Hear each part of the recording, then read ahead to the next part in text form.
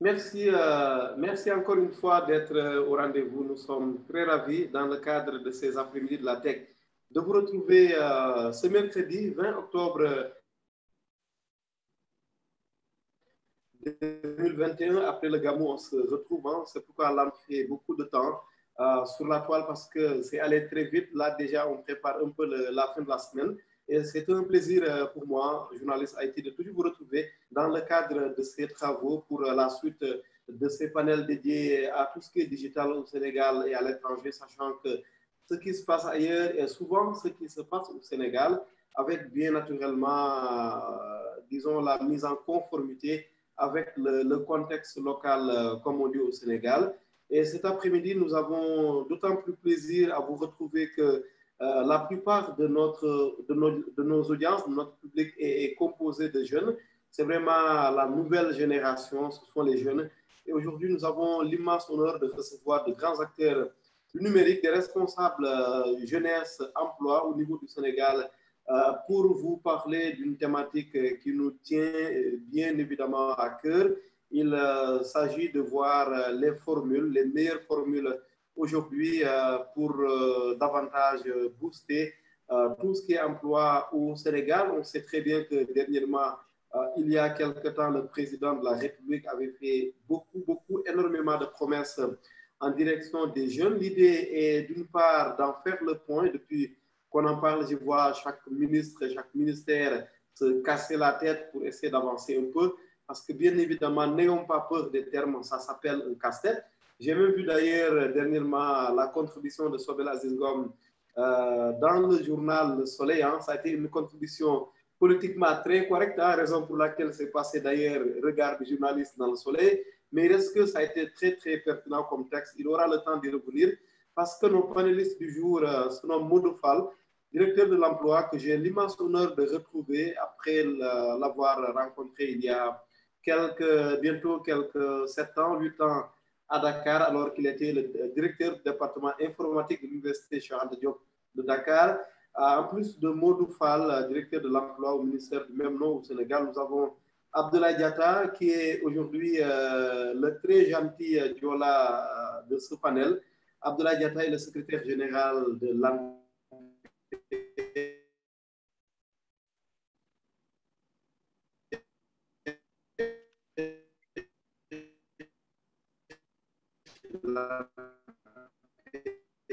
Qu'on ne présente plus, surtout bien évidemment Aïssata Dieye, Madame Aïssata Dieye qui est de la conseillère technique, et Aïssata bien évidemment de notre travail journalistique lorsqu'il s'est agi de lancer la plateforme Génération Sénégal de la présidente de la République du Sénégal aux côtés de Ousmane Tongan et de El Hadj Hamidou Kassé, ancien directeur général du journal Le Soleil d'ailleurs. Et à côté, nous avons bien évidemment, nous devions avoir Madame Mbou Souké Gueye, qui est Madou Moubaye, malheureusement qui est alitée, mais qui pensait jusqu'à quelques minutes de ce panel pouvoir intervenir de son lit, parce que pour elle, c'est vraiment important, parce qu'on ne peut pas ne pas parler emploi des jeunes aujourd'hui, sans parler des questions liées à la fiscalité. On est au courant de ce Startup Act, on attend de voir des actes et des actions que ça va donner, hein, conformément à son nom. Et nous devrions également avoir Ahmed Gaye qui est le CEO, le directeur général de BNG Digital, qui est un cabinet spécialisé dans tout ce qui est bien évidemment numérique, services informatiques, le cabinet qui est très en avance sur beaucoup de questions liées aujourd'hui au mobile money, la monnaie électronique. Sûrement, on ne désespère pas d'avoir Ahmed Gaye, tout comme Souké Gueye, Madame Bou, au cours de ce panel. Pour démarrer, je remercie vraiment tout le monde. Merci à tous ces grands acteurs d'avoir accepté mon invitation. Les uns sont venus alors qu'on ne se connaissait même pas. C'est le cas de Abdoulaye Diatta, mais qui a accepté simplement de venir échanger avec nous parce qu'il est conscient également qu'une bonne frange de la jeunesse se trouve sur Internet. Bienvenue à tout le monde. Pour démarrer, donc, nous allons donner la parole à Modou Fall, protocolairement, comme on aime le protocole du côté du public. Modou Fall, directeur de l'emploi, un premier mot en vous accueillant sur ce panel qui porte sur l'emploi. Voilà, bonsoir et merci Ousmane. Je vous en prie, Bon, Mamadou. je salue de passage les panélistes, les experts avec qui je partage cette tribune. Je peux citer le secrétaire général de l'ANPEJ avec qui nous partageons le même service, qui est le service public de l'emploi. Je salue aussi M. Sabel et Mme Aïssata Dieye, qui sont aussi là au niveau de ce panel. C'est un plaisir pour moi de participer à ce panel de haut niveau pour quand même parler un peu aux jeunes sur tout ce que nous faisons dans le cadre de l'emploi, de l'employabilité des jeunes et surtout de l'insertion socio-économique des jeunes. Je pense que vous nous avez donné une bonne tribune, une très bonne tribune pour exposer le programme d'urgence qui est le programme actuellement que nous sommes en train de dérouler au Sénégal pour l'emploi et pour l'insertion socio-économique des jeunes, et un programme qui tient à cœur à son Excellence le Président de la République Macky Sall et à notre ministre de tutelle qui est le ministre de l'Emploi, de la formation professionnelle, de l'apprentissage et de l'insertion, M. Dame Diop. Ouais. Merci beaucoup, Mamadou. Voilà pour le premier mot officiel pour lancer ce panel. Mais actuellement, avant de faire le tour, sinon je fais le tour après, je vous reviens comme ça. Général de l'ANPEJ, un premier mot, vous qui représentez l'ANPEJ, sur ce panel, on profite à travers vous, on en profite pour saluer le directeur général de l'ANPEJ. Merci beaucoup, Ousmane. Je voudrais, à l'instar de mon ami Modou Fall, saluer l'ensemble des panélistes, commencer par Mme Dieye, pour la remercier aussi et nous féliciter de la rencontrer aujourd'hui sur ce terrain que nous partageons, qui est très complexe. Saluer M. Sabel Ngom, que j'ai repéré depuis un certain temps, notamment lors du forum de Diamniadio. Nous l'avons gardé en ligne de mire pour le travail excellent qu'il est en train de faire. Et nous sommes en perspective, en tout cas, je vais dévoiler peut-être un secret de venir travailler avec lui, échanger avec lui sur un certain nombre, en tout cas, de stratégies dans la prise en charge de ces problématiques. Dire un grand bonjour à mon ami Modou Fall. Modou, c'est pas aujourd'hui, on se connaît, ça fait plus de 10 ans. Wow. Oui, on s'est rencontrés. À l'époque, ce n'était pas évident quand on parlait de e-learning. C'était les années 2007. Donc, c'est un précurseur du digital, du numérique. Et aujourd'hui, on se retrouve sur ce terrain, forcé par la COVID, mais nous avions déjà vu les choses venir. Aujourd'hui, on se retrouve encore sur le terrain de l'emploi. Je pense que c'est une belle continuité. Et on profitera de ce panel que vous avez organisé. Et j'ai eu vraiment le plaisir de venir parce que c'est une fenêtre qui nous permet de communiquer, de dire ce que nous faisons, de dire nos difficultés, parce que c'est un problème assez complexe qui n'a pas encore trouvé de solution, en tout cas au plan mondial, qu'on peut benchmarker et venir installer. Donc, nous sommes dans la recherche et c'est un problème qui est mobile, qui bouge et nous nous adaptons et nous essayons de trouver les solutions. Maintenant, tous les Diatta Ousmane ne sont pas des Diola. D'ailleurs, pour la petite histoire, on va en discuter plus tard. Les Diatta, c'est des balantes et tous les Diola Diatta, c'est des balantes. On discutera de ça. Comme Seydou Diatta, d'ailleurs, qui est notre correspondant, le correspondant immédiat en Casamance et qui me rappelle régulièrement qu'il n'est pas Diola. Donc il est balante. Vous n'avez pas le visage du Diola, d'ailleurs, c'est très bien. Ça nous merci beaucoup, Ousmane. Merci. Merci Abdoulaye. Alors, Sobel, on fait un peu le tour du public. Après, on en vient à Sobel Ngom, qui est et du public et du privé. Et comme il fait la synthèse, on lui donne la parole juste après Aïssata Dieye. Oui, merci beaucoup, Ousmane. Je dis bonjour au directeur de l'emploi, le secrétaire général de l'ANPEJ. Bonjour à Sobel. Comme j'ai dit, c'est un jeune frère que je retrouve sur ce plateau. Et je pense qu'on commence déjà à se retrouver sur beaucoup de milieux concernant l'emploi des jeunes. Je sais que c'est quelque chose qui l'a toujours passionné. Et je salue également tous les efforts consentis par ces structures de l'État pour faire ce qu'on appelle un programme inédit qui n'a jamais existé vraiment au niveau du Sénégal, qui représente aujourd'hui la volonté du chef de l'État. Nous, au niveau de la présidence, on est juste en fait un bras technique d'appui. J'évolue au niveau de la communication digitale. Donc, toutes les activités qui sont menées dans le cadre du programme Xëyum Ndaw ñi sont reflétés à travers la plateforme Génération Sénégal. Donc, c'est vraiment un véritable plaisir de vous retrouver sur ce panel. Merci. Merci beaucoup. J'essaie de compenser un peu l'absence en vidéo d'Aïssata avec quelques photos comme ça. On a un visage, même si bien évidemment on connaît bien Aïssata, que moi j'ai eu le plaisir de rencontrer dans le cadre de la préparation de la première édition du Forum du numérique. C'était le 15 mars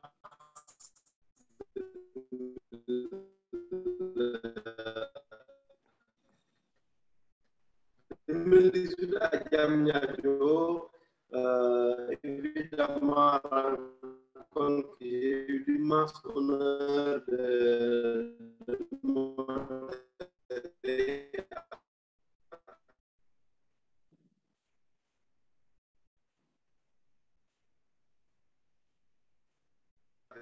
Aïssata en présence du Bel, Sobel Aziz Ngom, dont j'ai...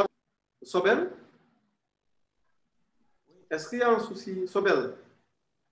Non, enfin, j'ai eu un souci quelques secondes, mais je pense que c'est réglé. Donc, je te salue bien, cher Ousmane, et te remercie encore une fois de m'avoir associé à cette conversation. Monsieur Diatta Abdoulaye aussi, je salue et je remercie pour les gentils mots. Je serai effectivement et on serait les membres du consortium et moi-même très, très heureux d'échanger avec l'ANPEJ. Je pense que ça fait partie des dossiers qui sont aussi sur la table et qui nous rendraient très heureux. Je salue M. Fall aussi Moudou, directeur de l'emploi, que je rencontrerai aussi avec grand plaisir, et évidemment ma sœur Aïssata Dié, avec qui on chemine depuis l'université, que je retrouve aussi ici sur ce panel. Mes salutations à tout le monde et évidemment à tous ceux qui nous regardent, que ce soit sur Facebook. Merci. Alors, j'ai suivi un peu, disons, la gestuelle de Sobel pour savoir qu'il a terminé parce que je n'ai pas eu le bon écho. Est-ce que quelqu'un a bien entendu Sobel, Aïssata? Oui, j'ai bien entendu Sobel. Ah, très bien, très bien. Très bien, merci beaucoup Sobel Aziz Ngom. Alors, Modou Fall qui s'affaire sûrement autour de la signature des dossiers, hein, dont sûrement le partenariat avec Sobel ou avec l'ANPEJ plus tard. Modou, un premier mot sur l'emploi actuellement au Sénégal. Pour vous qui avez justement le département qui a comme emploi, qui a le substantif emploi au cœur, actuellement, qu'est-ce qu'il faut retenir quand on parle d'emploi au Sénégal? Qu'est-ce qui a été fait globalement? Évidemment, on ne va pas faire un bilan dans ce panel, mais globalement, quelles sont les grandes lignes à retenir? Voilà, merci Ousmane. Ce qu'il faut retenir présentement comme politique d'emploi au Sénégal, c'est le programme d'urgence pour l'insertion socio-économique et pour l'emploi des jeunes qu'on appelle communément Xëyum Ndaw ñi. Parce que c'est vrai que nous, au niveau de notre ministère, au niveau de la direction de l'emploi, nous avons en charge ce qu'on appelle le programme de développement de l'emploi. Parce que nous sommes dans l'ère des budgets programmes. Et au niveau de ce programme de développement de l'emploi, nous avons 3 actions sur lesquelles nous travaillons souvent depuis plusieurs années. Je peux citer la première action qui consiste sur le renforcement de l'employabilité de la population en âge de travailler. Je peux aussi citer la contribution à l'amélioration du dispositif de création d'emplois qui existe, mais aussi je peux citer donc le pilotage et la décentralisation de nos activités. Donc aujourd'hui au Sénégal, la politique de l'emploi tourne autour de la territorialisation des politiques publiques de l'emploi. Quand on dit territorialisation des politiques publiques, c'est faire de telle sorte que le service public de l'emploi soit à côté des populations. D'ailleurs, c'est pour cela que le président, dans le programme d'urgence, a demandé à ce que des réformes soient effectuées. Et sur la liste de ces réformes, nous avons la création des pôles emploi et entrepreneuriat pour les jeunes et les femmes. Et qu'aujourd'hui, au niveau des 46 départements du pays, nous sommes en train d'installer, sur les 46, nous sommes à 34 déjà installés pôles emploi et entrepreneuriat qui sont opérationnels. Et au niveau de ces pôles emploi, nous avons les structures qui sont donc au cœur de l'emploi et de l'employabilité en parlant de formation par rapport à l'employabilité, mais aussi en parlant d'emploi salarié et d'auto-emploi. Et nous savons qu'avec l'ANPEJ, nous partageons, comme je l'ai dit tout à l'heure, le service public de l'emploi. et que sur le décret qui porte en création des pôles emploi et entrepreneuriat, nous avons des structures de l'État qui sont considérées comme des structures permanentes. Ces structures permanentes-là donc, seront au niveau de ces pôles. Nous aurons l'ANPEJ, nous aurons 3FPT qui est le fonds de financement de la formation professionnelle et nous avons donc l'ADER qui est donc aujourd'hui l'entité qui est chargée de financer le projet des jeunes. Parce que comme vous le savez, l'emploi, soit c'est l'emploi salarié ou l'auto-emploi. Voilà. Donc en parlant d'emploi salarié, au niveau du programme d'urgence, ce qui est inédit, c'est le volet recrutement spécial parce que c'est quelque chose qui n'a jamais existé au Sénégal. Donc d'un coup, aller vers la création de 65 000 emplois. 65 000 emplois et basé sur la territorialisation, comme je l'ai dit tout à l'heure, avec un système de quotas calculé sur la base des populations actives au niveau de chaque département. Donc, ça veut dire que globalement, ce qui est nouveau est qu'aujourd'hui, les populations sont en train de sentir par rapport au développement de la politique de l'emploi au Sénégal, c'est le fait d'aller à la base, d'aller vers les populations et d'aller au niveau des départements pour mettre en place donc ces structures qui sont chargées d'accueillir, d'accompagner, d'orienter, de coacher, de financer leur formation, encore de financer leur projet ou même de leur insérer dans le cadre de mécanismes tels que la Convention nationale État-employeur. Cela veut dire que je peux dire qu'aujourd'hui, de manière claire et précise, nous avons un programme qui est clair, compréhensible et qui peut être opérationnalisé sans trop de difficultés parce qu'étant bien réfléchi. Parce que je rappelle que la source même de l'existence du compte organisé au niveau des départements et des CRD organisés au niveau des gouverneurs. Parce que le président avait proposé que pour mieux territorialiser donc, les services, pour mieux aussi territorialiser donc, l'action d'opérationnalisation de tout ce que nous faisons, donc, il est important de demander aux jeunes au niveau des conseils, au niveau des CD, conseils communal de la jeunesse, au niveau aussi des conseils d'arrondissement de jeunesse, et aussi au niveau des conseils départementaux et même régionaux, de travailler à côté des gouverneurs, de travailler à côté des préfets pour proposer ce qu'ils pensent comme étant des solutions pour régler le problème de l'emploi et de l'employabilité au Sénégal. D'ailleurs, c'est pour cela que ces 14 CRD plus les 45 CRD autant, parce qu'il n'y avait pas encore que ça, donc ont permis à l'État du Sénégal de travailler et de concevoir donc, un programme qui est le Xëyum Ndaw Mi, qui a été exposé donc, lors du conseil présidentiel le 22 avril, donc, avec le président de la République, qui a quand même eu à écouter et à entendre les jeunes, parce que beaucoup de jeunes, non seulement ont exposé venant des 14 régions du Sénégal, mais aussi beaucoup de jeunes qui ont participé au conseil présidentiel ont eu à intervenir en live, en live et sur place pour poser leurs questions au président de la République, ce qui a permis d'améliorer donc considérablement la première version du programme d'urgence et ce qui nous a permis aujourd'hui d'avoir un programme qui est un programme à la fois inclusif et participatif parce que personne ne dira, pour une fois, personne ne peut dire que ce n'est pas un programme.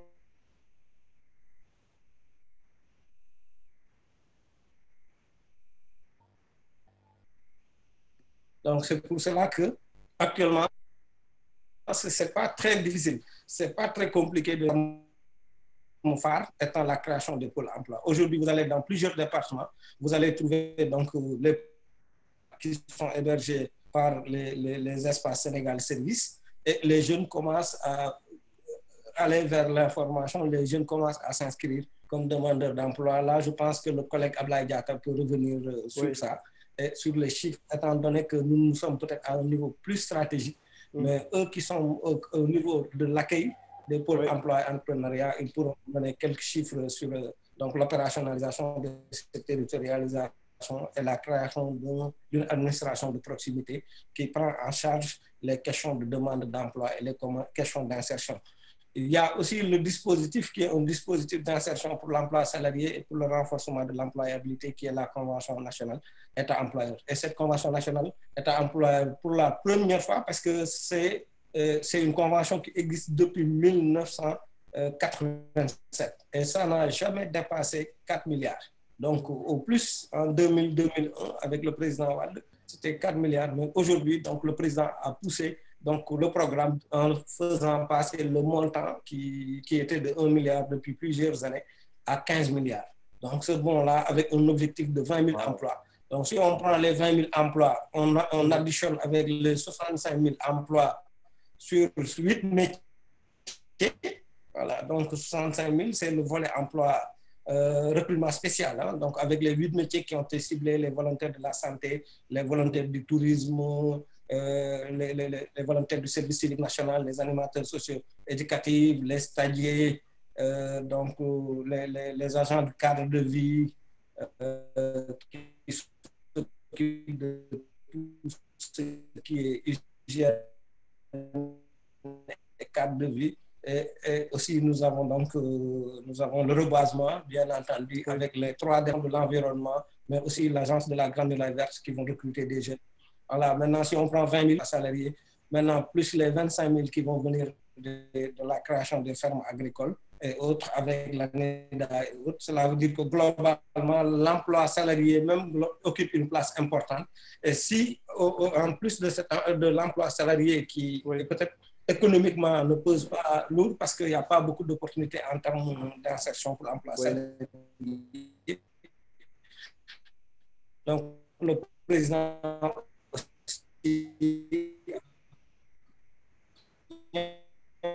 des problèmes de réseau, renforcer la DER, donc en maximisant sur les financements auto-emploi. Donc, pour dire globalement que ce qu'il faut retenir actuellement de la politique équité, nous sommes en train d'opérationnaliser le programme d'urgence pour l'insertion socio-économique et pour l'emploi des jeunes. Et à côté de ce programme d'urgence, nous avons le Conseil national pour l'insertion et pour l'emploi des jeunes qui a été créé par décret présidentiel au mois de janvier. Et c'est ce cadre-là qui s'occupe des questions d'orientation, parce que je rappelle que le Conseil national est présidé par le président de la République, ce qui n'a jamais aussi existé au Sénégal. Cela veut dire que le président a voulu quand même prendre cette question et la problématique de l'emploi des jeunes, donc pour pouvoir gérer la question lui-même, voilà, en présidant le Conseil national. Et à côté de ce Conseil national, nous avons donc le comité permanent où il y a toutes les structures qui doivent intervenir au niveau de l'emploi, de la formation, de l'employabilité, toutes les structures qui interviennent. Et à côté de ce comité permanent aussi, nous avons donc la cellule d'écoute citoyenne et de suivi donc, qui est à côté pour pouvoir exploiter les données qui viennent des réseaux sociaux, les données qui viennent de Facebook, de Twitter, d'Instagram, de WhatsApp et autres, pour pouvoir faire remonter l'information sur la base de rapports périodiques à envoyer au niveau du comité permanent et à envoyer au niveau du Conseil national, au niveau du président de la République, pour que le président de la République puisse, s'il y a des manquements, essayer de les corriger très rapidement. Je pense que c'est là où nous en sommes aujourd'hui. Surtout la création de ces 3 structures, l'exécution du programme d'urgence, la création de pôle emploi et entrepreneuriat par décret présidentiel et aussi la création du Conseil national pour l'insertion et pour l'emploi des jeunes par décret aussi au mois de janvier. Donc, globalement, en synthèse, c'est ce que nous sommes en train de dérouler. Il n'y a pas autre chose. En parlant de programme et en parlant de politique d'emploi actuellement, tout tourne autour du programme d'urgence, qui est un programme de 3 ans, 2021, 2022 et 2023. Et tout ce que nous faisons aujourd'hui en termes d'emploi est basé sur ce programme-là. C'est pourquoi les ministres qui ont en charge de ces questions globalement, je peux citer le ministre de la Jeunesse, notre ministre Dame Diop, qui est le ministre de l'Emploi, de la formation professionnelle, de l'apprentissage et de l'insertion. Je peux citer aussi le ministre de l'économie numérique. Ces 3 ministres sont en train de faire le tour du Sénégal pour à la fois permettre aux jeunes de signer sur place leur contrat dans le cadre du recrutement spécial, mais aussi pour lancer les pôles emploi et entrepreneuriat pour que les jeunes puissent savoir qu'à côté maintenant, il y a un dispositif qui est là, il y a une structure qui est là, qui est capable de les accueillir pour connaître réellement quels sont leurs besoins en termes d'orientation, formation, auto-emploi, emploi salarié pour trouver rapidement des solutions. Parce que sur le décret, il est clair que chaque 15 jours, le préfet qui est le coordonnateur du pôle doit réunir l'équipe qui se trouve au niveau du pôle avec un coordonnateur technique qui a été nommé et qui s'occupe des questions techniques au niveau du pôle, donc pour se réunir et faire un rapport et étudier les dossiers qui ont été déposés pour pouvoir trouver des solutions dans l'urgence et ne pas attendre des mois et des mois que les jeunes déposent sans retour et que ça peut poser problème. Donc, c'est pourquoi, clairement, donc, le système est conçu comme ça et c'est ce que nous sommes en train de dérouler en termes d'emploi, en termes d'auto-emploi et en termes aussi d'employabilité des jeunes. Donc, en résumé, j'ai été long, mais j'ai voulu quand même montrer que tout ce qui tourne autour de l'emploi est maintenant régi par des décrets et régi par la création de pôles, régi par l'exécution et l'opérationnalisation du programme de recrutement spécial de 65 000 emplois territorialisés, je l'ai dit, parce qu'au niveau de chaque département, il y a donc la population active qui a permis de déterminer le quota du département. Donc, sur la base du nombre d'emplois qu'il faut créer au niveau du département et sur la base des opportunités qui existent. Parce que s'il n'y a pas de stade au niveau du département, c'est sûr que donc, il y aura moins de stagiaires. S'il n'y a pas d'activité touristique au niveau de la zone, c'est sûr qu'il y aura moins de volontaires du tourisme. Donc, c'est sur cette base que nous avons conçu ça. Même pour le financement, pour la première fois encore aussi au Sénégal, donc le financement est basé sur donc, des calculs par rapport à la population active. Cela veut dire qu'il y a des quotas par département. Maintenant, il appartiendra aux jeunes, il appartiendra aux acteurs qui sont au niveau des départements de se rapprocher des pôles pour pouvoir capter ces fonds qui sont réservés aux départements et qui permettront de financer les projets des jeunes qui sont porteurs de projets et qui veulent se lancer dans l'entrepreneuriat. Donc, j'ai été long, mais j'ai voulu quand même clarifier pour qu'on puisse savoir que sur cette base maintenant, que le Sénégal est en train de dérouler sa politique nationale de l'emploi. Merci Ousmane. Merci Maudou, directeur de l'emploi. Vous n'avez pas été long, vous avez simplement été généreux dans le détail. C'est comme ça qu'on le perçoit et on vous en remercie pour cet effort. J'ai compris que vous avez passé la balle au SG de l'ANPEJ. Abdoulaye Diatta, sur les chiffres, si vous pouvez compléter un peu ce qui a été dit par le directeur de l'emploi. Merci beaucoup Ousmane. Encore une fois de plus, félicitations Maudou. Il a fait le tour d'horizon de la question. Il a présenté le dispositif et il montre que autour de cette problématique de l'emploi, qui est une problématique assez complexe, au Sénégal, il y a une vision. Cette vision, il l'a déclinée à travers une stratégie que nous sommes en train de mettre en œuvre, à travers aussi des dispositifs d'opérationnalisation. Donc, c'est toutes les lois, tous les décrets qui organisent le secteur, c'est toutes les structures, les ministères qui ont en charge la mise en œuvre de cette politique, mais ce sont les structures en fait d'opérationnalisation que sont l'ANPEJ, l'ADER, le 3FPT, l'ADPME, l'APIX, l'ADIE, la direction de l'emploi, l'ONFP, l'ADIE. Donc, toutes les structures qui sont autour de l'écosystème entrepreneurial se retrouvent dans ce qu'on appelle le pôle emploi entrepreneuriat des jeunes et des femmes avec une approche de mutualisation où il y a des procédures et des processus qui permettent à chacun de jouer son rôle, rien que son rôle, mais tout son rôle pour arriver à trouver les meilleures solutions. Ça, je pense que c'est un élément extrêmement important et tout cela dans le cadre d'un contrôle au niveau le plus élevé, parce que le chef de l'État garde un œil extrêmement rigoureux sur ce que nous sommes en train de faire et il attend des résultats. Et c'est pour cela qu'aujourd'hui, en tout cas, les autorités qui ont en charge ce travail-là ne s'arrêtent pas un seul moment. Et il a été généreux. Je prends juste l'exemple du recrutement des enseignants dans les 65 000 emplois.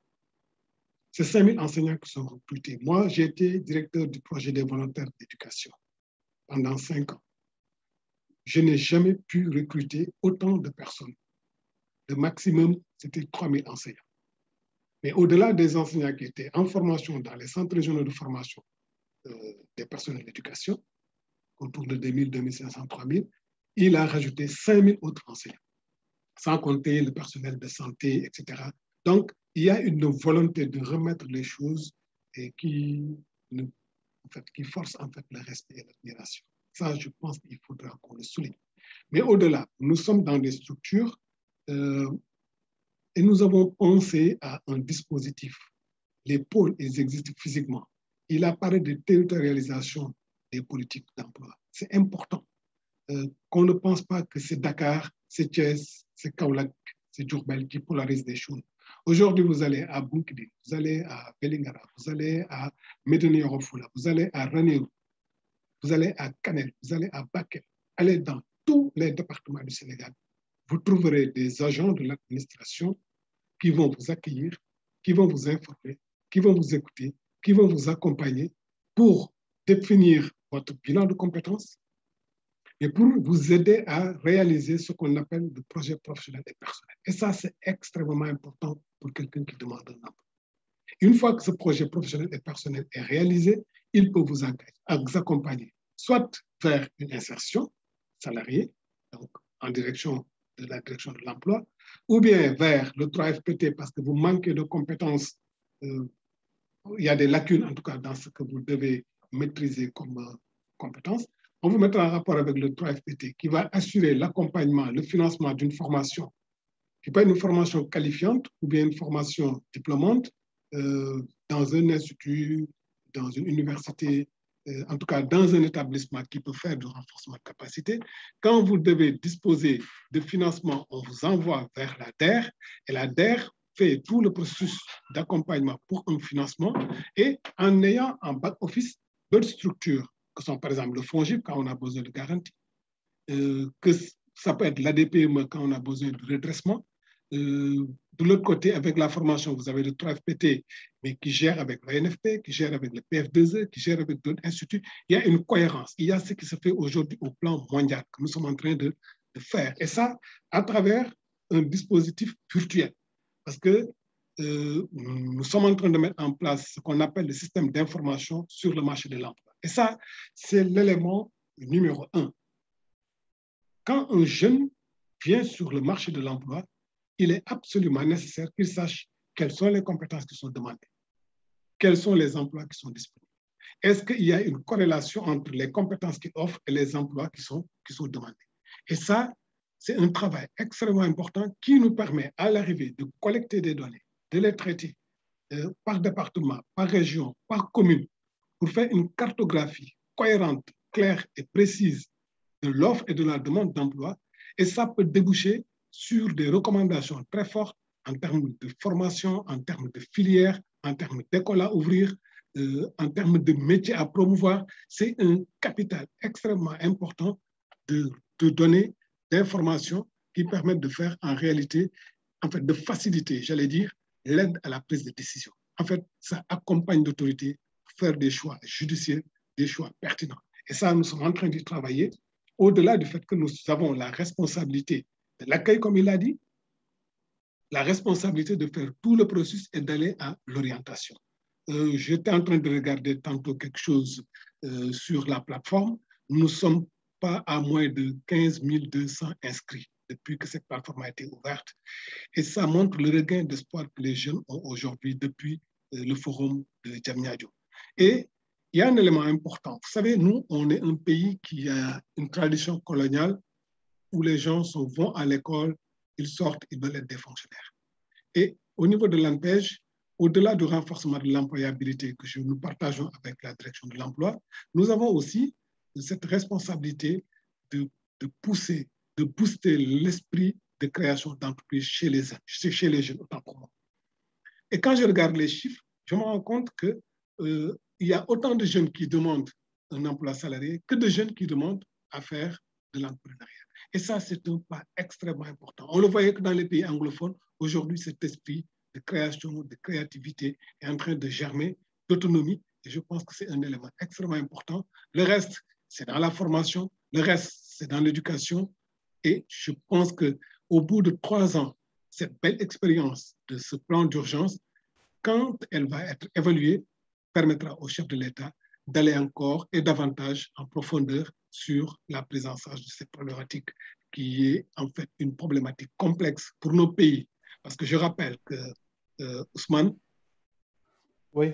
9 jeunes sur 10 vivent dans les pays en développement. Quand vous allez dans un pays comme le Japon, vous vous rendrez compte que 2 tiers de la population ont plus de 65 ans. Alors que chez nous, c'est 2/3 de la population qui ont moins de 35 ans. Le problème est très complexe. Au-delà de cette population, vous avez des problèmes d'éducation. Vous avez ces problèmes liés au décrochage précoce des jeunes de l'école, etc. Et tout. Vous avez un problème de dispersion de la formation professionnelle, parce que la formation professionnelle coûte excessivement cher. Ça demande beaucoup d'équipements, ça demande beaucoup de ressources financières. Et je pense que ce n'est pas simplement par un coup de baguette magique que les choses vont se régler, mais le processus est en train de se faire. Au mois de juillet dernier, je pense que nous avons cartographié environ 12 000 demandes que nous avons partagées.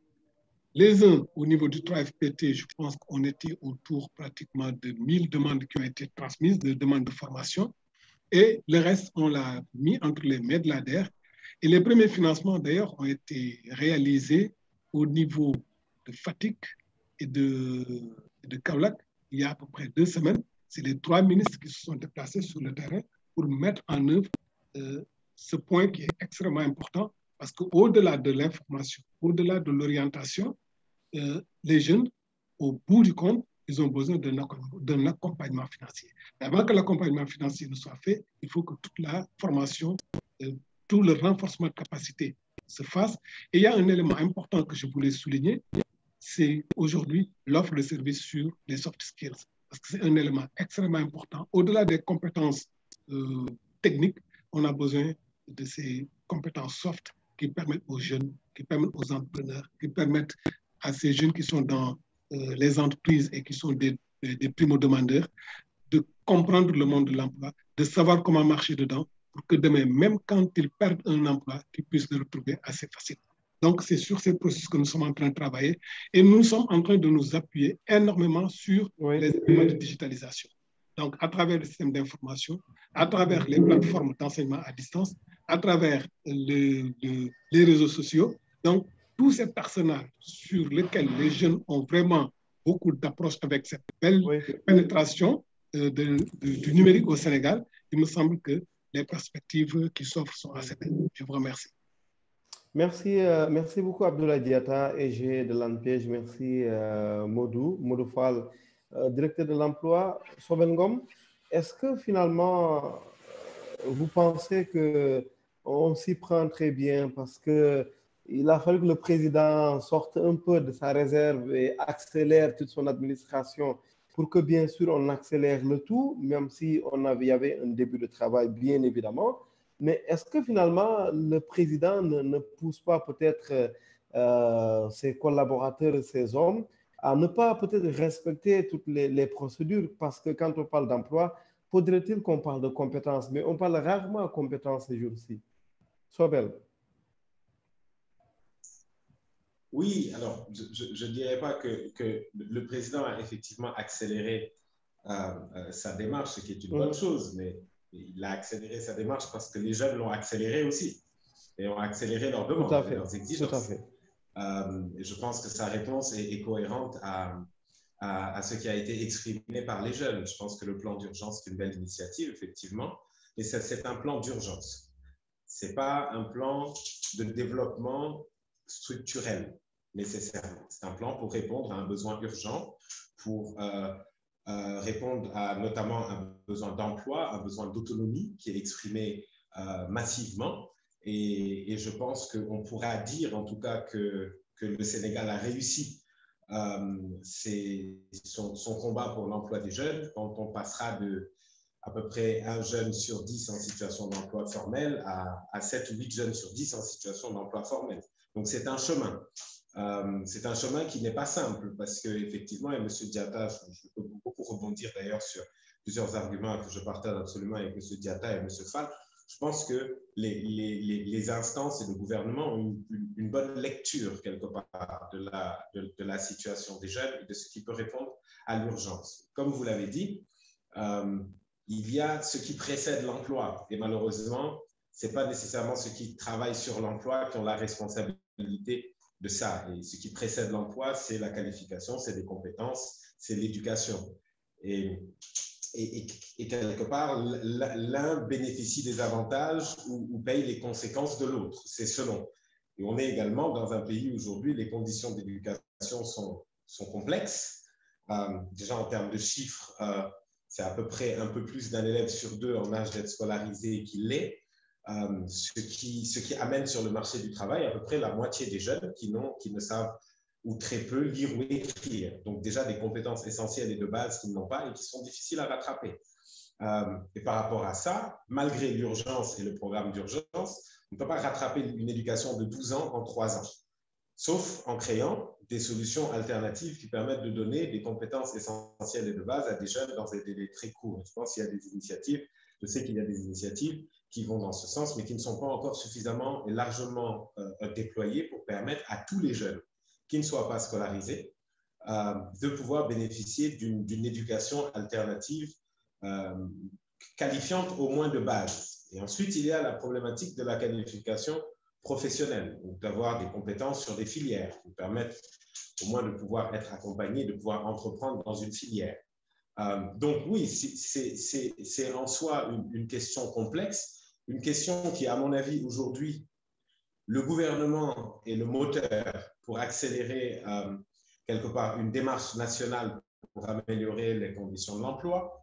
Le secteur privé est un moyen pour pouvoir créer et se régénérer et créer de nouvelles unités, de nouvelles industries qui pourront absorber l'emploi. Parce que la réalité, c'est que l'État peut pousser, accompagner l'emploi, mais c'est une charge pour l'État et ce n'est pas sa vocation. Et donc, pour que ce soit durable, il faut créer des industries et il faut créer des entreprises qui vont pouvoir elles-mêmes créer des emplois qui vont être productifs, qui vont à la fois permettre à ces entreprises de demeurer et d'exister et donc permettre à ces entreprises d'avoir des salariés. Parce que ce n'est pas durable. Beaucoup de démarches qui sont faites en ce moment sont des démarches vraiment pour répondre à un besoin urgent, le temps de pouvoir consolider une action et un plan qui, lui, soit plus durable. Et je pense quelque part qu'il y a des enjeux comme ça où l'État a besoin de toutes les forces qui peuvent contribuer à créer des écosystèmes qui soient vibrants. Et je crois fortement à l'approche des territoires. Je pense que c'est la bonne approche et je pense que c'est dans les territoires que se joue l'avenir de l'emploi des jeunes au Sénégal. L'avenir de l'emploi comme l'avenir de l'entrepreneuriat. Parce que quelque part, ça ne peut pas être délié, hein, l'emploi et l'entrepreneuriat. Ce sont les entrepreneurs qui créent des entreprises et ce sont les entreprises qui créent des emplois. Donc, ce sont des stratégies qui ne peuvent pas être dissociées les unes des autres. Donc, autant sur les territoires, des approches pour l'emploi doivent être renforcées et sécurisées, autant des approches pour les territoires doivent être, pour l'entrepreneuriat doivent être renforcées et sécurisées. Je pense effectivement que d'impliquer aujourd'hui notamment le monde associatif qui traditionnellement a un rôle de palliatif dans nos sociétés, aujourd'hui, vu l'enjeu et la masse du besoin, elles peuvent jouer un rôle de relais, que ce soit dans nos territoires ou dans nos villes par rapport aux problématiques d'emploi, que ce soit sur de l'éducation, de la formation, de l'accompagnement, etc. Je pense que ça, c'est un défi peut-être aujourd'hui pour l'État, d'arriver à créer des partenariats publics-privés jeunes qui soient solides, qui soient ambitieux et qui reposent quelque part sur des bases solides, à la fois d'investissement, mais aussi de confiance par rapport aux mandats qui sont confiés aux uns et aux autres. Ça, c'est un de nos combats aujourd'hui et c'est aussi une de nos pratiques. Aujourd'hui, nous avons ce type de partenariat à Guédiawaye sur lequel nous travaillons sur ces questions. On a une autre à Fimela. On est en train d'aller vers le sud aussi. Donc, sur les territoires, dans des partenariats, ce qu'on appelle, nous, des PPPJ, des partenariats publics-privés, qui développent de nouvelles approches, en tout cas, où l'associatif et le privé, mais quand je dis ici le privé, c'est start-up et PME, jouent des rôles non pas seulement de bénéficiaires, mais d'impulseurs au niveau local, de nouvelles dynamiques et de nouveaux marchés. Et donc, voilà, c'est en tout cas un peu la lecture que j'ai aujourd'hui de cette question-là et que je partage avec vous comme premier jeu. Merci beaucoup, Sobel. Une question quand même avant de donner la parole à Aïssatou Dieye. Aujourd'hui, quand on parle d'emploi, d'employabilité, est-ce que aussi on ne devrait pas prendre le problème en amont, s'interroger un peu sur les compétences, sur quel type de compétences devrions-nous avoir au XXIe siècle? Est-ce que cette question vous semble inutile actuellement ou pas? C'est une question fondamentale et en plus, elle nous revient aujourd'hui des plus grandes entreprises du monde. Le World Economic Forum, en 2020, dans sa publication des compétences les plus recherchées par les entreprises mondiales de leurs employés, pour la première fois, c'était 10 compétences qu'on appelle des soft skills, des compétences humaines, des compétences légères. Aujourd'hui, ce sont ces compétences qui font la différence. Parce que quand tu as 10 comptables qui ont la même formation, ce n'est pas leur niveau de comptabilité qui va faire la différence. Ça va être leur niveau d'empathie, leur raisonnement à régler des problèmes, leur sens de l'innovation, leur lecture de ce qui se fait ou de ce qui se passe autour d'eux, etc., etc. Et donc, ce sont le type de compétences, d'ailleurs, qui ne sont pas suffisamment enseignées à l'école. Et en fait, la question de la crise de l'emploi, ce qu'elle pose comme question fondamentale, c'est finalement, si l'école nationale n'est pas en mesure de faire sortir de ses parcours des gens capables de travailler et de produire, finalement, à quoi sert-elle?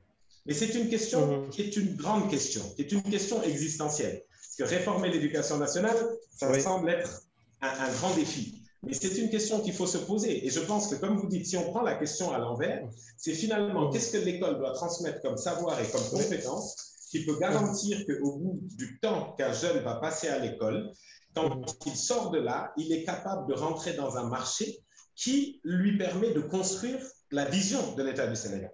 Si on veut que dans 20 ans, qu'on soit un pays qui ne soit pas corrompu, ça veut dire qu'à l'école, on doit apprendre aux jeunes pendant 10 ans à ne pas être corrompu.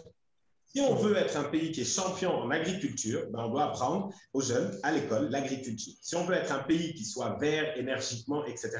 Donc c'est ça, pour moi, il faut une cohérence quelque part entre les bases que l'on donne à quelqu'un et ce que l'on attend qu'il produise. Si vous prenez un immeuble ou un terrain et que vous construisez des fondations pour faire un R+1 et que 10 ans après vous vous dites je vais faire un R+10, vous ne pouvez pas les faire avec les mêmes fondations.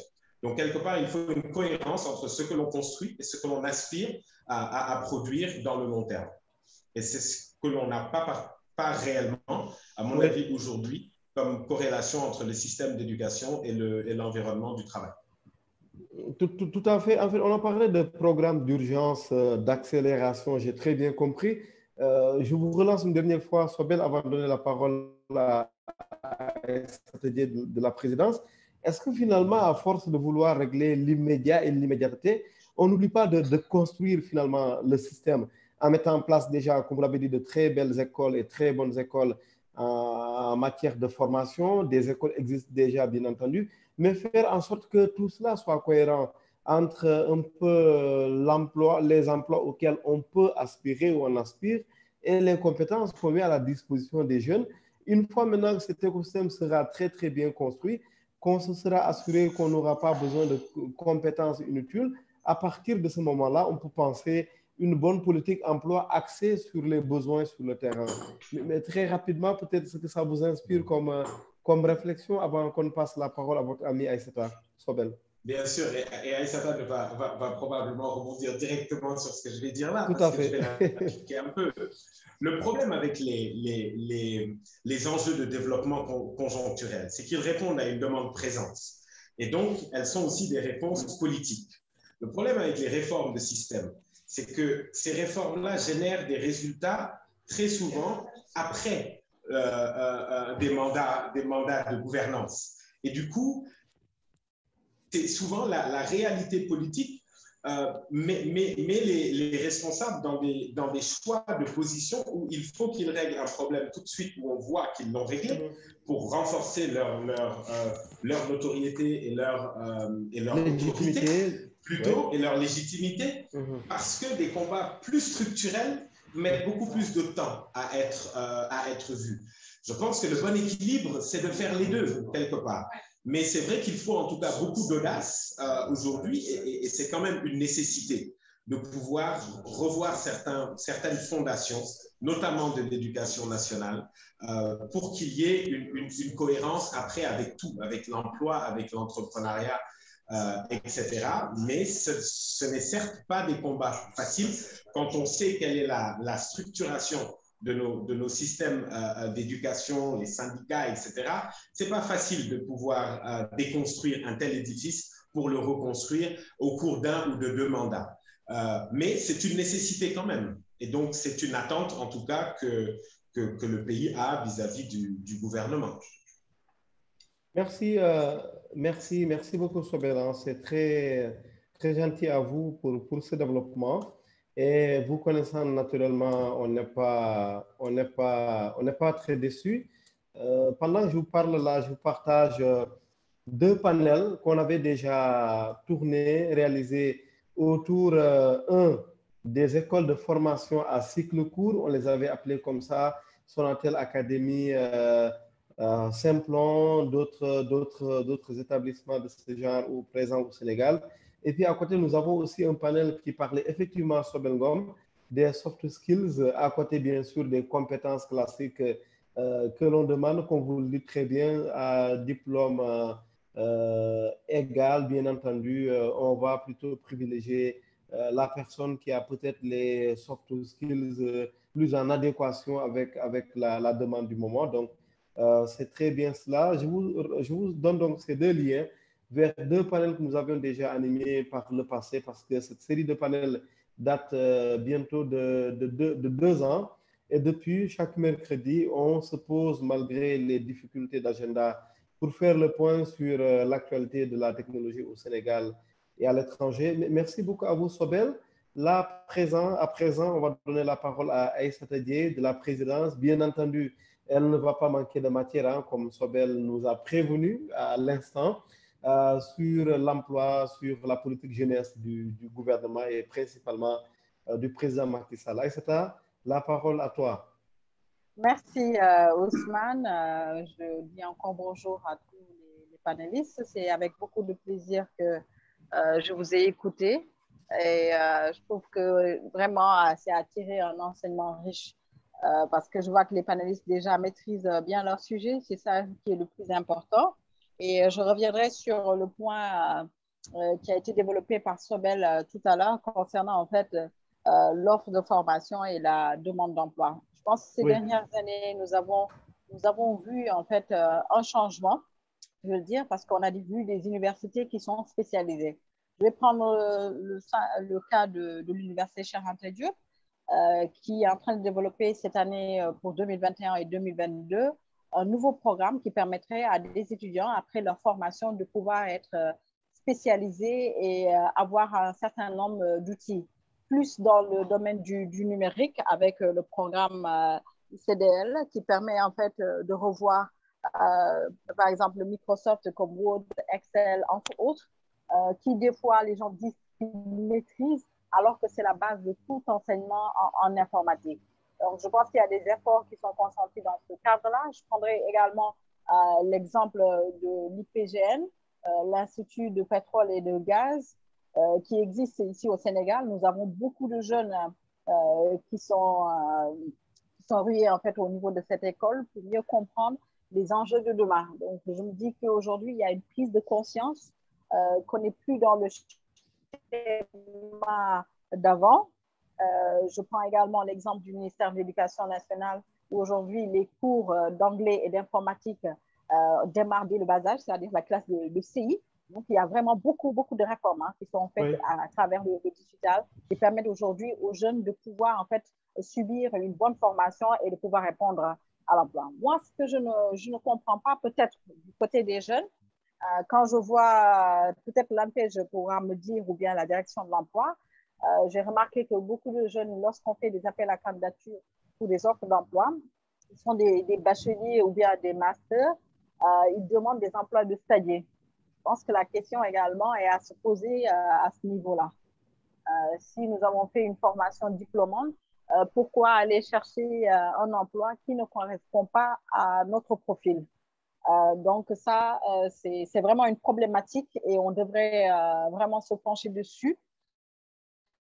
Pourquoi les jeunes s'intéressent plus à... C'est comme si en fait il fallait coûte que coûte trouver de l'emploi. Ce qui les intéresse, c'est pas de pouvoir en fait étaler leurs compétences, mais d'aller rechercher un gain.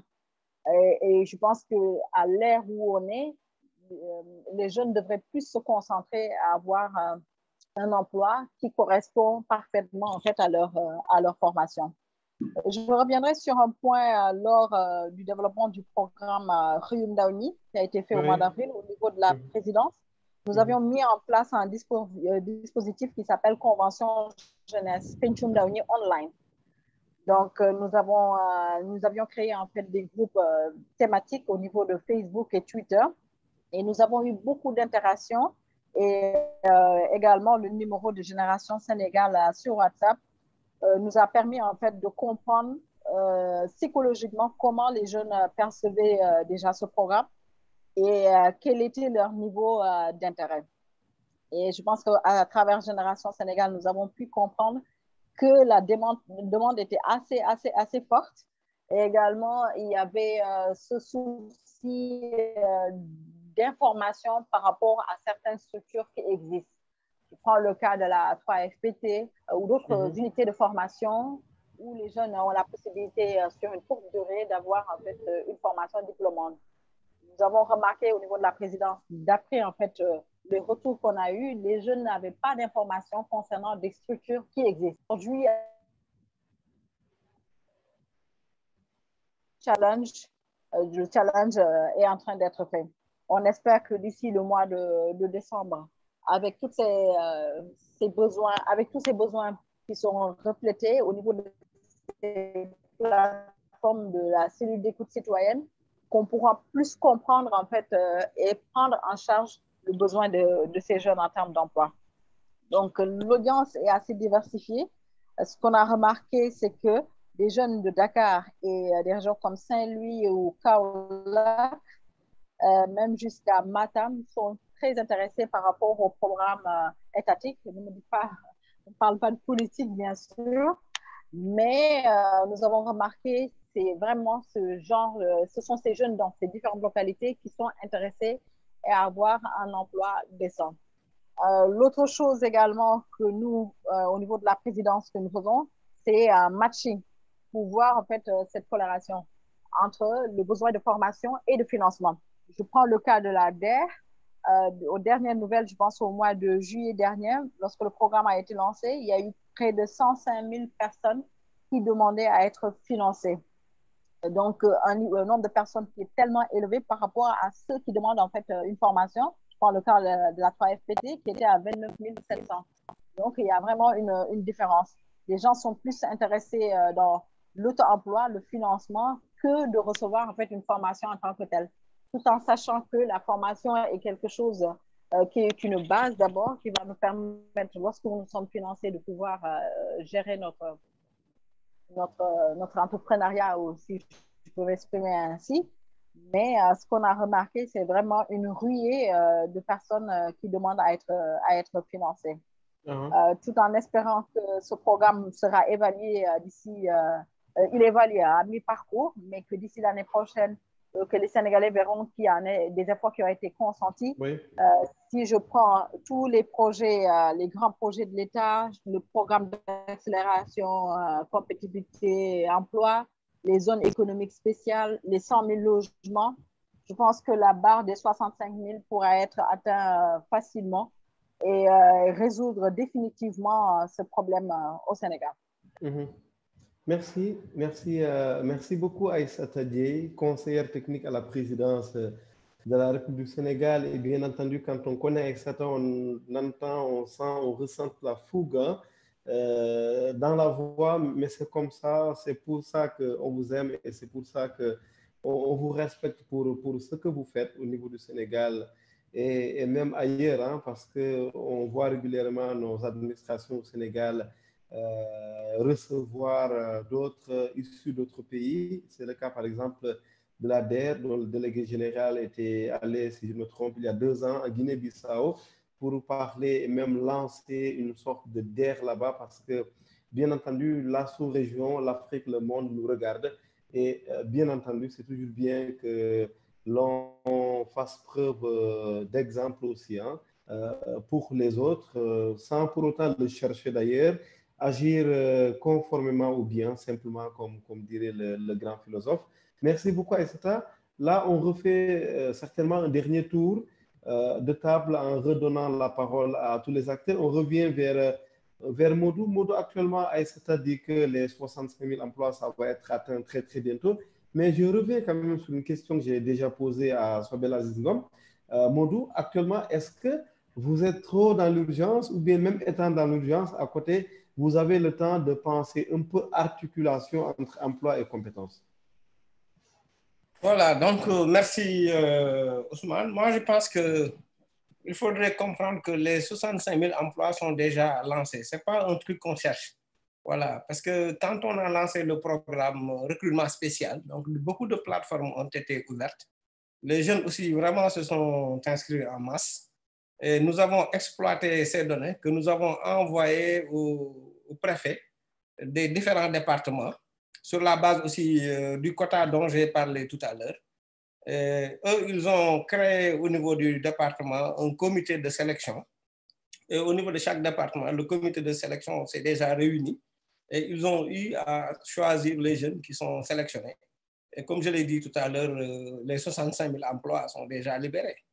Il y a même des jeunes qui ont commencé à travailler parce que nous l'avons lancé à Louga, nous l'avons lancé dernièrement à Fatick, nous l'avons lancé à Kaolack au niveau de l'université El Hadji Ibrahima Niass de Kaolack.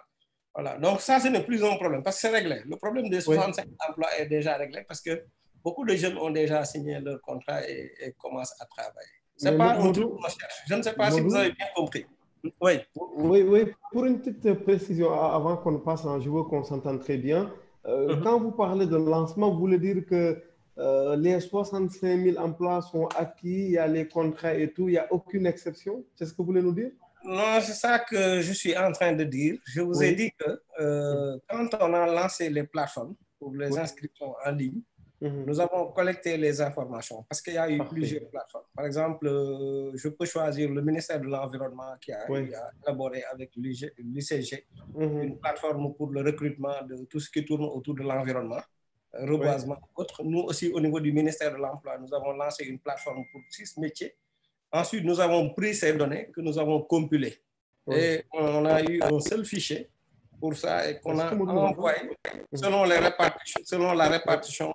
On a fait l'analyse, on a trié par département et on a envoyé par mail et par courrier à chaque préfet de département, donc les différents fichiers, pour les 6 métiers identifiés. Parce qu'il y a 8 métiers, mais sur les 8, il y a 2 qui ont été gérés exclusivement par le ministère de la Jeunesse. Je peux citer donc les volontaires du service civique national et les animateurs sociaux éducatifs. En dehors de ces 2-là, les 6 autres métiers, on a les données qu'on a envoyées au préfet. Les préfets ont appelé les comités de sélection et au niveau de ces comités de sélection, il y a les préfets, il y a les sous-préfets, il y a aussi les élus locaux, il y a les organisations de jeunes. J'ai cité tout à l'heure les conseils communaux de la jeunesse, conseil d'arrondissement de la jeunesse, conseil départemental de la jeunesse, etc. Ils se sont réunis et ils ont fait le tri. Voilà, à l'heure où je vous parle, nous avons reçu le retour des fichiers des jeunes qui sont sélectionnés, les 65 000 emplois sélectionnés. Voilà, ça veut dire que ça ne pose plus de problème. Maintenant, sur les 65 000 emplois sélectionnés, s'il s'agit de l'environnement, nous travaillons avec le ministère de l'Environnement et du Développement durable. Et si vous regardez bien l'actualité, vous allez voir que ce ministre-là, Abdou Karim Sall, est en train de faire le tour du Sénégal pour signer les conventions directement avec ces jeunes qui sont recrutés dans le cadre de l'environnement avec les 3 types de contrats dont je vous ai parlé sur les 12 000 emplois qui concernent des agents d'eaux et forêts, qui concernent des agents qui vont travailler au niveau de l'agence de la Grande Muraille Verte et d'autres agents qui vont travailler au niveau de la direction de l'environnement.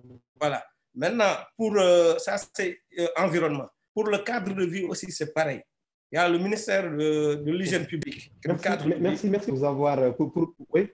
Voilà. Donc, c'est pour vous expliquer que ça, on l'a déjà fait. Dernièrement, quand on était à Fatick aussi, on l'a fait pour la région de Fatick, où il y a le gouverneur et les 3 préfets. C'est pourquoi je vous dis, on ne parle plus de recrutement ou de sélection. Les jeunes sont sélectionnés. Maintenant, ce qui restait à faire, que nous avons commencé, c'est d'aller vers ces jeunes-là, en passant par les pôles, en passant par les préfets et les gouverneurs, pour leur donner des contrats, qu'ils puissent signer ces contrats, parce que ces jeunes sont déjà sélectionnés. Et à chaque fois qu'on a eu à recevoir donc, le retour du comité de sélection qui est installé au niveau de chaque département, on a fait les contrats. Les contrats pour les 6 métiers qui nous concernent directement, comme je l'ai dit.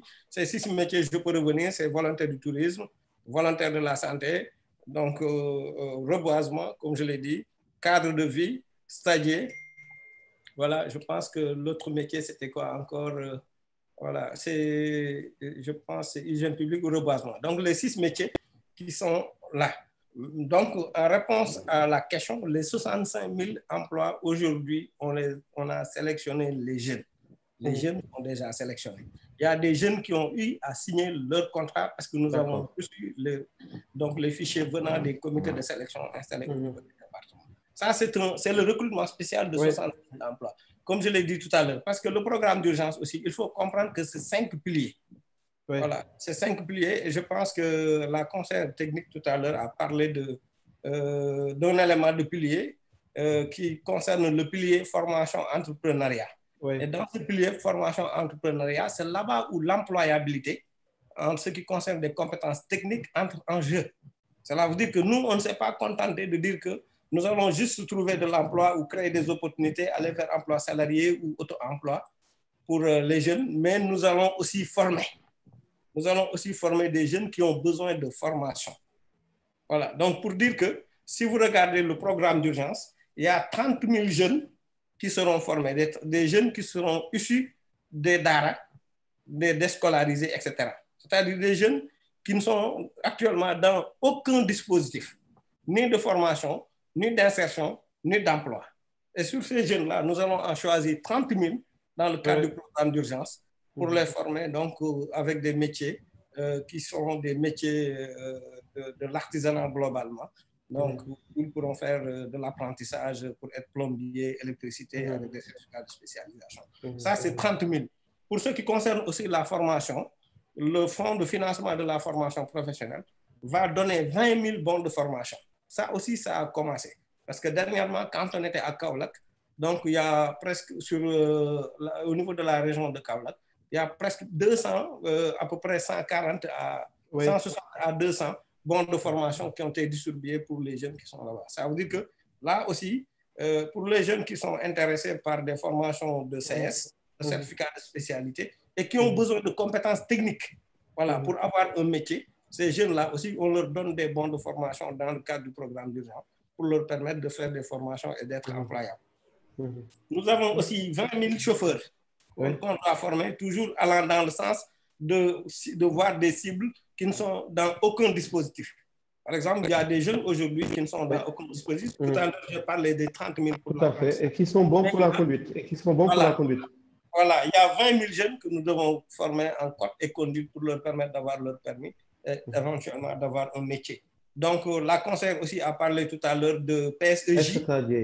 Voilà, voilà. Donc, la conseillère STJ a parlé de PSEJ, voilà, avec Dr Aminata Diallo, où 3300 jeunes de l'enseignement supérieur avec un niveau de Bac plus 2. Donc, seront formés et incubés donc, dans le cadre de l'entrepreneuriat pour leur permettre de décoller et de voler de leurs propres ailes après cette formation dans le cadre de PSEJ. Donc, pour dire qu'il y a 73 300 jeunes Sénégalais qui sont aussi insérés dans ce dispositif, dans le pilier formation professionnelle, apprentissage. Donc, pour dire que ce n'est pas seulement de l'emploi dont on parle, ce n'est pas seulement d'insertion, mais le programme a ratissé large parce que le programme a identifié des cibles qui sont diverses pour pouvoir donc, dérouler. Bon, concernant aussi le secteur privé, je rappelle que quand le président de la République a voulu augmenter le budget de la Convention État-employeur, en faisant passer le budget de 1 à 15 milliards, c'était pour soutenir l'initiative du secteur privé. Parce que rien que sur l'intitulé, si vous regardez le programme d'urgence, on l'appelle emploi du secteur privé aidé. Voilà. Si on dit emploi du secteur privé aidé, comme Sabel l'a dit tout à l'heure, donc on ne peut pas parler d'emploi si on n'a pas un secteur privé fort pour accueillir les jeunes.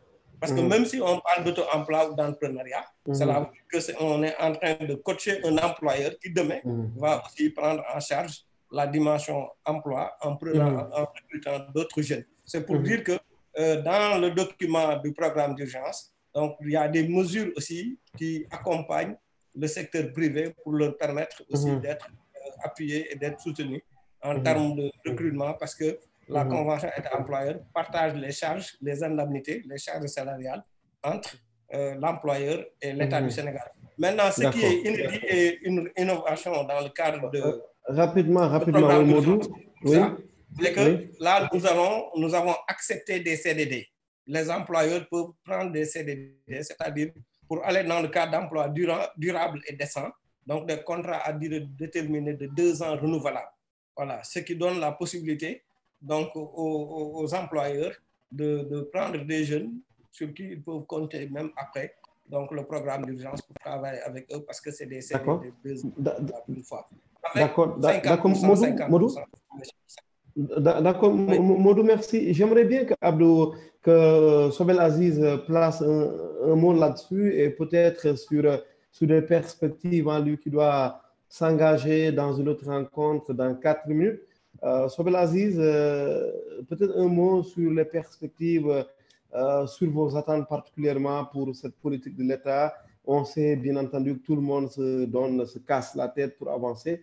Vous attendez quoi particulièrement? Après, on donne la parole pour finir à Aïssata Dieye de la présidence et à Abdoulaye Diatta, EG de l'ANPEJ.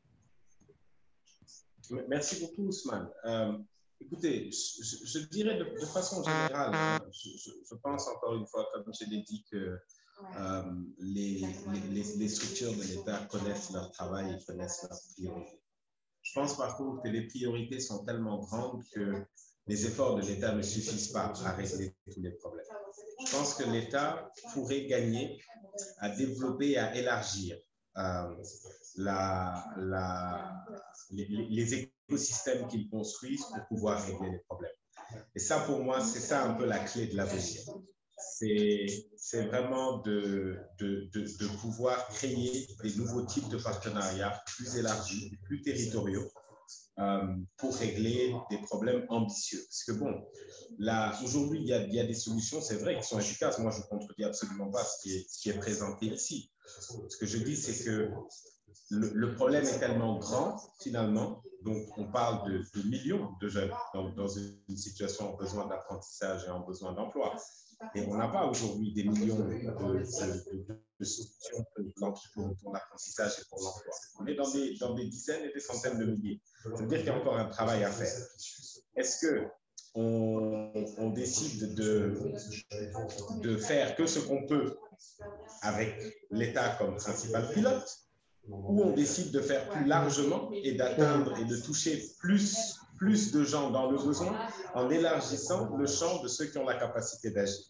Donc, c'est une culture, en tout cas, que l'État doit développer aujourd'hui, de pouvoir travailler plus facilement et plus simplement avec tous les types d'acteurs, qu'ils soient privés ou qu'ils soient civils ou qu'ils soient internationaux, qui puissent faire avancer leur agenda. Et notamment, ceux qui sont les plus nombreux, en tout cas au Sénégal, sont les civils et ensuite les privés. Voilà, pour moi, ce serait un peu le dernier mot, c'est un peu l'invitation et la conviction que j'ai sur ces priorités-là.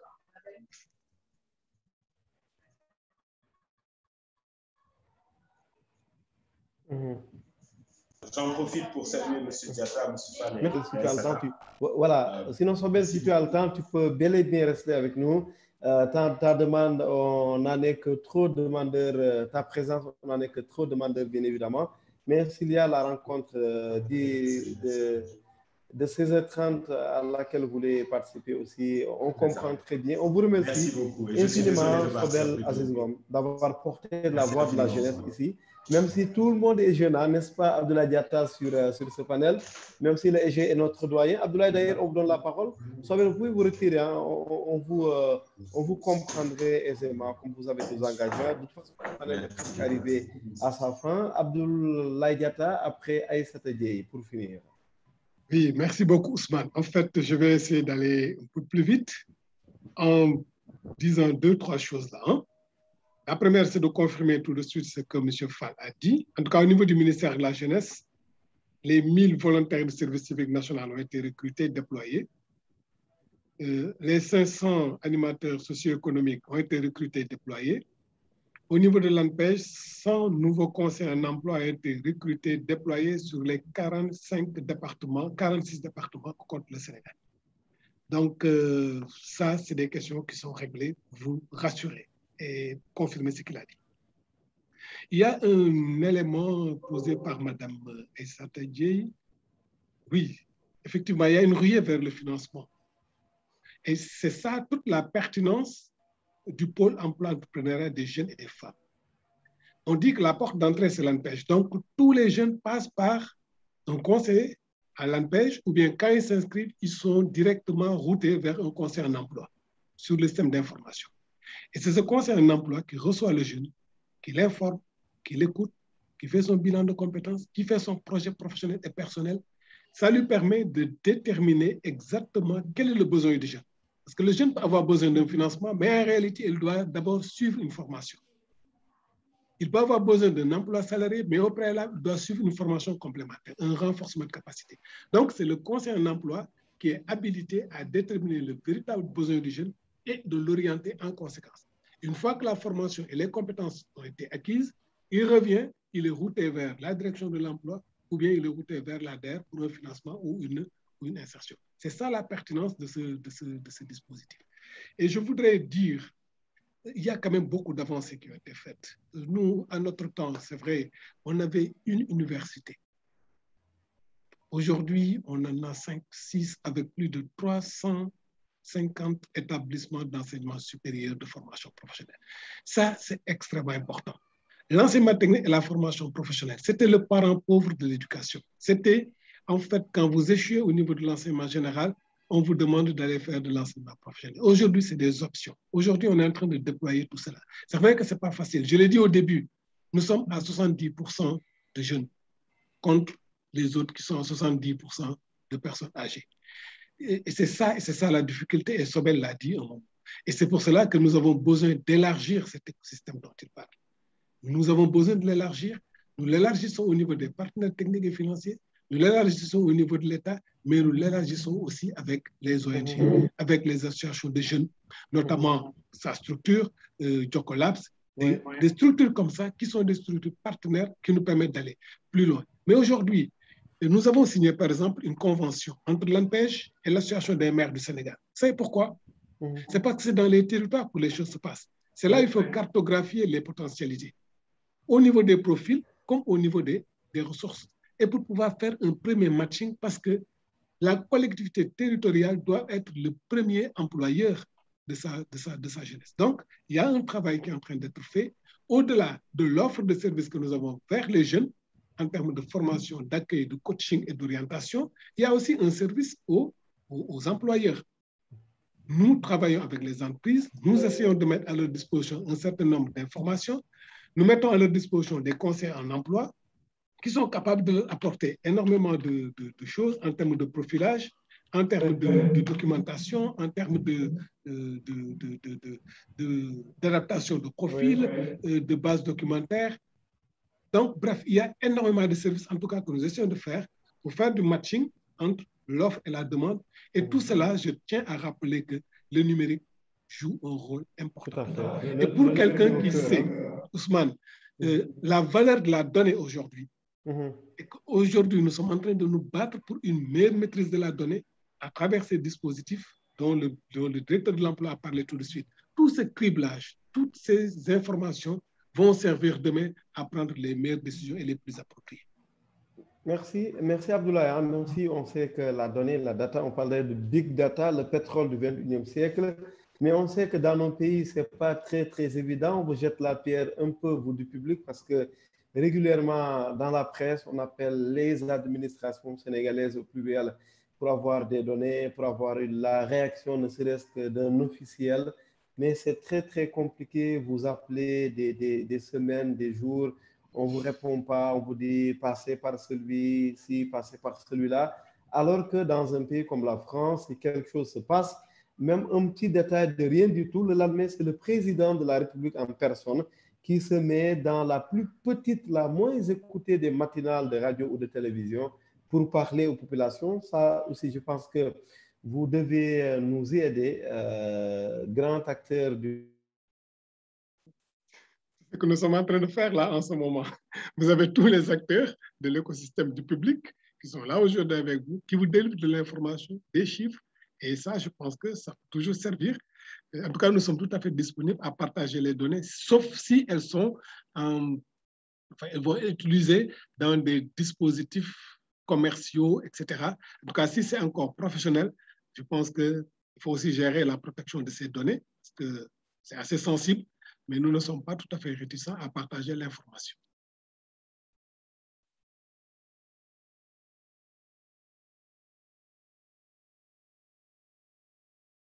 Du public. Hein. Là, je jette une grosse pierre à Abdoulaye, à mode de provocation. Abdoulaye.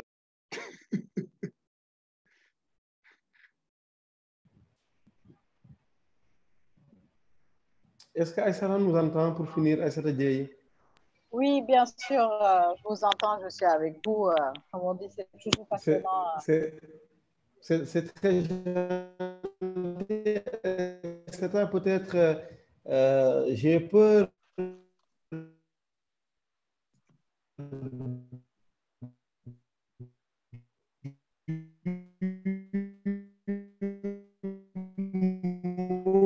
Je te reçois. la conclusion, disons les perspectives.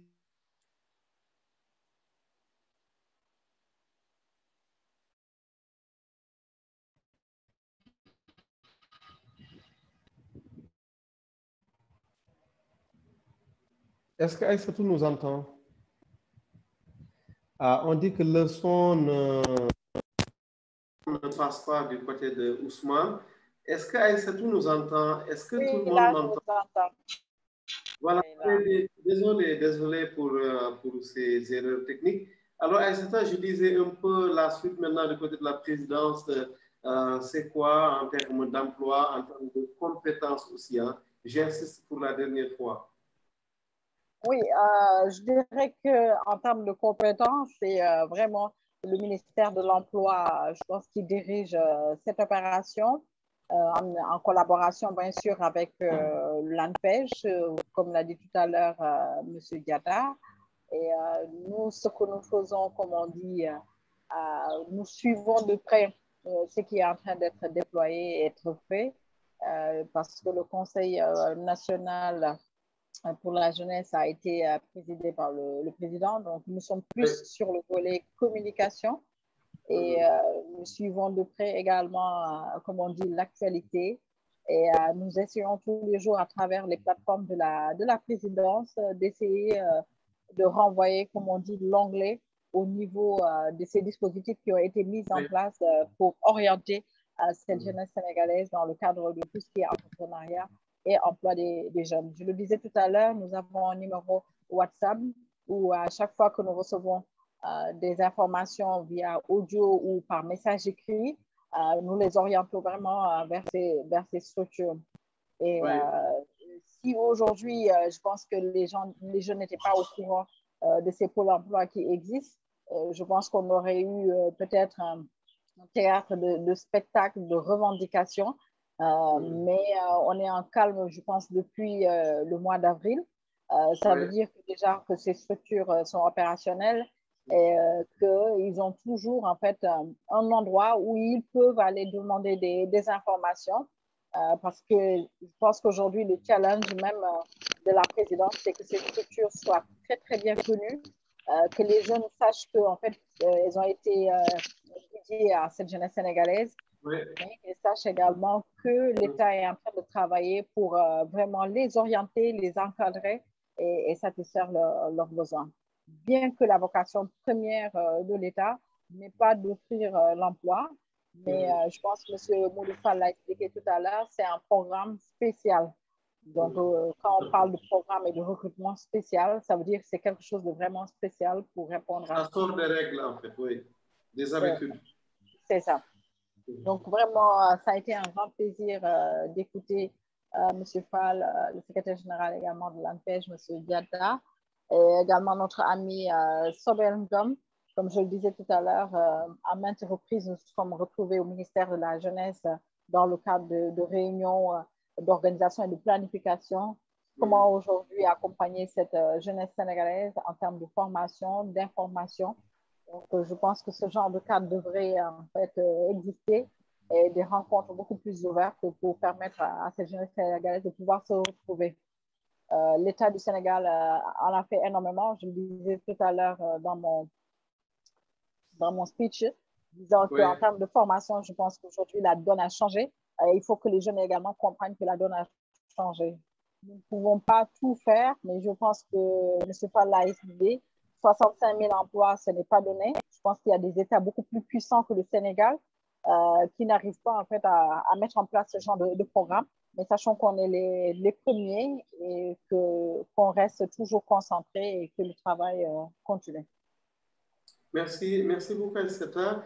Alors, lui lève la main à la dernière seconde. On lui accorde quelques secondes. Comme il arrive dans les dernières secondes, hein, Chamsou Touré, qui travaille beaucoup sur les questions éducation, technologie en Amérique, mais grand compatriote, bien évidemment, du Sénégal.